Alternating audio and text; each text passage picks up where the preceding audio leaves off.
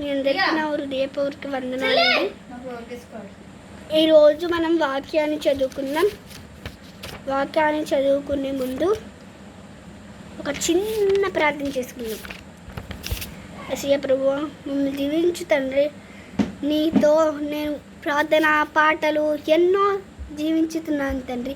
యేసయ్య ప్రభువా, గడిచిన కాలం అంతా ప్రభువా నీవు నా తోడుగా ఉన్నావు తండ్రి. నన్ను క్షేమంగా తీసుకెళ్ళి క్షేమంగా వచ్చావు తండ్రి. క్షేమంగా తీసుకువచ్చావు తండ్రి.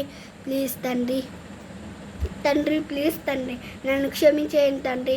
నీ పాటలకి వాక్యాలకి ఎక్కిరింపబడుతున్నాను తండ్రి. ఏసియా, ఎప్పుడు నీ పాటలకి వాక్యానికి ఎక్కిరింపబడలేదు కానీ తండ్రి, నీ పాటలకి వాక్యానికి ఎక్కిరింపబడ్డాను తండ్రి. ఎప్పుడైతే నీ పాటలకి వాక్యానికి ఎక్కిరించాను తండ్రి, అప్పుడు నన్ను క్షమించండి తండ్రి. ప్లీజ్ తండ్రి, ఈ రోజుల్లో తండ్రి మీరే నా తండ్రి యేసయ్యా, నా దేవుడు యేసయ్యా. ఆమేన్.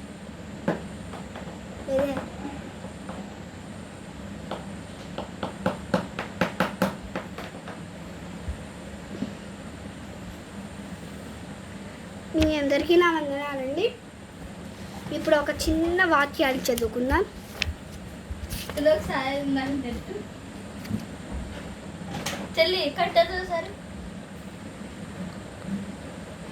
రోమా పత్రిక 16:20. మన ప్రభు అయిన యేసుక్రీస్తు కృప మీకు తోడైండును గాక. మన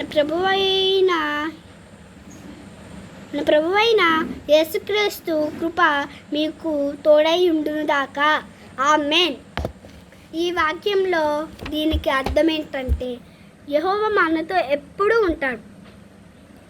మనం ఎక్కడికి వెళ్ళా, ఎటైనా మనం నడిచి వాకింగ్ చేసాము. ఒక రోజు వాకింగ్ చేసాము మనం. అప్పుడు తోడుగా మనం వెంటే వస్తున్నాడు దేవుడు. మంచేనా కాదా? మంచి. అంతే కదా. మీకు ఒక కథ చెప్తాను, అది ఏంటంటే, ఒకరోజు ఒక పిచ్చుక ఉండేది. ఆ పిచ్చుక అడవిలో పిల్లలు నెట్టుకుంది. ఒకడు దారిలో వెళ్తా అలా పిచ్చుకల గూడుని చూసి అక్కడ బండి ఆపి వాళ్ళమ్మ ఆహారం వెళ్తానో మీరు జాగ్రత్తగా ఉందండి అంతే. అప్పుడే ఆ పిచ్చుకల గూడు దగ్గరికి వచ్చాడు. వాళ్ళమ్మ పిచ్చుకలమ్మ వెళ్ళిపోయిన తర్వాత వచ్చేసాడు. ఆ పిల్లల్ని ఏం చేశాడంట, తీసుకెళ్ళిపోయాడంట. ఇంతకు ముందు తీసుకెళ్ళిపోయాడు. వాళ్ళ అమ్మ వచ్చిన తర్వాత, నా పిల్లలేరు, అమ్మో ఎవరు తీసుకెళ్ళారు, అమ్మో నా పిల్లలు నాకు కావాలి, అమ్మో అనుకుంటుందంట. కానీ ఆ పిల్లలు ఎక్కడ దొరకలేదంట. అక్కడ బండి మీద వెళ్తుంటే అక్కడ ఒక గడ్డి కనిపించిందంట. అమ్మో నా పిల్లలు ఆ బండి మీద ఉన్నారా అని వెళ్ళిపోయిందంట. వెళ్ళిపోతే దాని వెనకాల వెళ్తా ఆ బండి సీట్ వెనకాల కూర్చుంటే అప్పుడంట చూశాడు, వెనక తిరిగి చూశాడు. అమ్మయ్య పిచ్చుకు రావట్లేదులే అని అట్ల పిల్లల్ని ఒక చోటుకి తీసుకెళ్ళిపోయాడు. కత్తి అవన్నీ సిద్ధంగా పెట్టుకున్నాడు. కోసాదంలే ఇట్లా ఈరోజు నాకే ఆహారం దొరికేసి అని అన్నాడు. మనం అలాంటివి చేయకూడదా? మనుషులు అసలు చేయకూడదు అనేది దేవుడికి ఇష్టమైంది కాదు. మంచి పనులు చేయాలి. అదేంటి, పిచ్చుకలు కూడా ఎక్కడ ఎట్టుకునే వర్షాన్ని అని తీసుకెళ్ళి ఒక మంచి ప్లేస్లో పెట్టాలి. అది దేవునికి నచ్చింది. అది చెయ్యకపోతే దేవుడికి ఇష్టం లేదు. మంచి పనులు చేయకపోతే ఎంత దూరమైనా వెళ్ళొచ్చు. అక్కడ పరలోకానికి చేరుతాం. మనం పరలోకానికి చేరకూడదంటే ఏం పని చేయాలి? అది ఊహించుకోండి. ఒక్కసారి ఊహించుకొని చూద్దాం.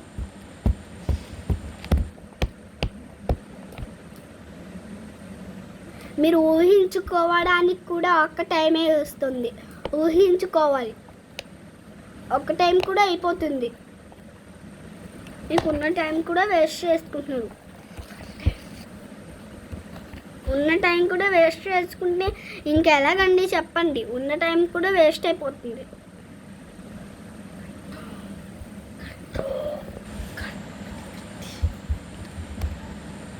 ఉన్న టైం అంతా వేస్ట్ అయిపోతుంది. గమ్మున చెప్పండి, ఎవరో ఒకరు చెప్పండి.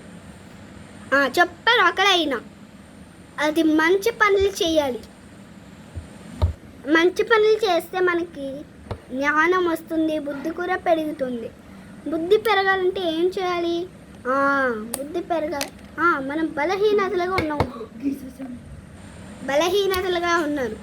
ఇప్పుడు బలహీనతలుగా ఉండి బాగా పడిపోయాను. అమ్మాయి లేకపోతున్నాను. అమ్మ అంకుల్ వాటర్ తేయ అన్నాను. నేను తేను, నువ్వేం చేసుకుంటావో చేసుకో, అలా యాక్టింగ్ చేస్తున్నారు మీరు అంటారు అమ్మలు. ఎప్పుడు మన తల్లిదండ్రులు అలా అన్నారు, కానీ ఈరోజు ఎందుకు అన్నారని మన ఎప్పుడు తప్పు పనులు చేస్తే అంటారు.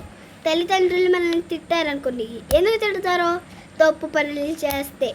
మంచి పనులు చేయకపోతే తిడతారు గనక. మంచి పనులు చేస్తే తిడతారా? తిట్టరు. మంచి పనులు చేస్తే తిట్టరు. మంచి పనులు మన తల్లిదండ్రులకి ఇష్టమైనవి చెయ్యకుండా ఉంటే అప్పుడు తిడతారు. కానీ తల్లిదండ్రులకి ఇష్టమైనవి చేసామనుకోండి ఏమంటారు? నా కూతురు ఇష్టమైన పనులు చేస్తుంది, అందుకని నేను ఇంత ఇష్టపడుతున్నాను నా కూతుర్ని. నా కూతురు ఇంతలా ఇష్టపడుతుంది, నేను ఎందుకు నా కూతుర్ని ఇంతలా తిట్టాను, అయ్యయ్యో ఇప్పుడు ఏమనుకుంటాను ఏంటో అని వాళ్ళ అమ్మలే ఊహించుకుని అలా అంటారు. మన అలా మంచి పనులు చేసామనుకోండి, స్కూల్లో ఏమైనా మంచి పనులు చేసామనుకోండి,